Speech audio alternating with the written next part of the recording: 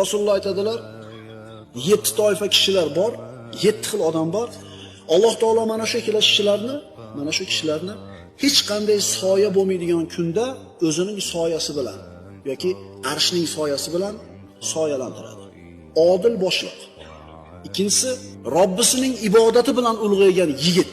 Yigitlik davrida gunoh ma'siyatdan uzoq bo'lib, ibodatda ulg'aygan yigit Allohning arshini soyasida turadigan ikkinchi odam deb aytilyapti. Uchinchi odam, qalbi masjidlarga bog'langan kishi. To'rtinchisi, Alloh uchun birlashgan ikkita odam. Alloh uchun bir-birini do'st tutgan, Alloh uchun birlashgan va Alloh uchun ajrashadi.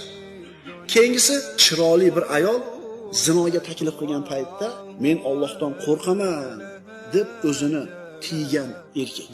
Keyingisi, sadaqa qilgan odamki, maxfiy qilgan, chop qo'li qilgan sadaqasini o'ng qo'liga bildirmaydigan. Keyingisi, yolg'iz qolganda Allohni eslab ko'zidan yosh oqqan kishi.